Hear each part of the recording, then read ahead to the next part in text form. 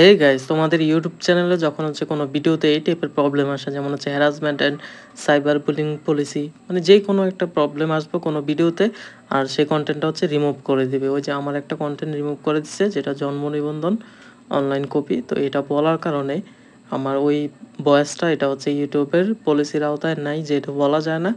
এটা ওরা মনে করে হচ্ছে মানে প্রাইভেসির সমস্যা, সেই জন্য এটা কোন সেকেন্ডে ওই যে 0.04 অর্থাৎ 4 সেকেন্ডের মধ্যে এই প্রবলেমটা হয়েছে। ওই যে লাল রেখাটা দেখা যায়, এই যে এই জায়গায় হচ্ছে প্রবলেমটা।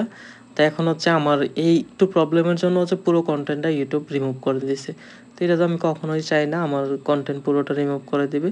তো এটা কি করা যায় সেটা করার জন্য আমি দেখতেছিলাম যে আসলে কোন জায়গাতে আমার প্রবলেমটা, সেটা দেখতেছি। দেন নিচে লেখা আছে, দেখো, this content has been remove from YouTube.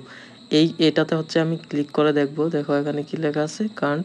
তো এই জায়গায় আমি হচ্ছে রিভিউতে দিতে পারি, মানে অ্যাকশনে দিলে দেখো দুইটা অপশন, এডিট দ্য ভিডিও। তো ভিডিও এডিট করা যাবে, আর একটা হচ্ছে আপিল দ্য ডিসিশন, মানে ইউটিউব যে ডিসিশনটা নিছে সেই ডিসিশনের বিরুদ্ধে তুমি আপিল করতে পারো।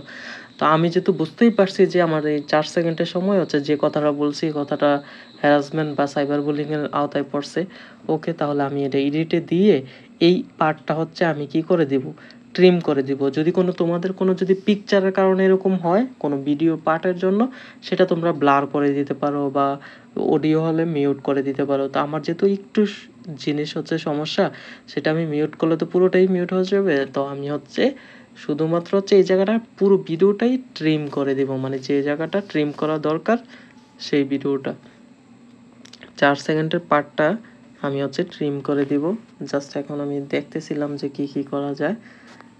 এটা ব্যাক দিলাম, দিয়ে আমি নতুন করে আমি দেওয়া ট্রাই করতেছি, যেহেতু ফার্স্ট টাইম এটা চেক করতেছি। উল্টাপাল্টা করলে তো আবার পুরো ভিডিও যদি ডিলিট হয়ে যায় এমনটা নাকি।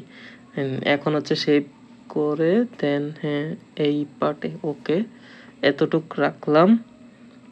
রাখার পর এখন ঠিক আছে, ওকে, আর এটিতে দেওয়ার দরকার নেই। নিচে যে লেখা আছে সাবমিট রিভিউ আপিল, এটাতে দিয়ে দিব। তারপর হচ্ছে অটোমেটিক্যালি হচ্ছে ভিডিও পার্টটা হচ্ছে ট্রিম হয়ে যাবে, ট্রিম হয়ে ইউটিউবের কাছে চলে যাবে। তখন ওরা হচ্ছে রিভিউ করে দেখবে যে আর কোনো সমস্যা আসেনি ভিডিওটাতে।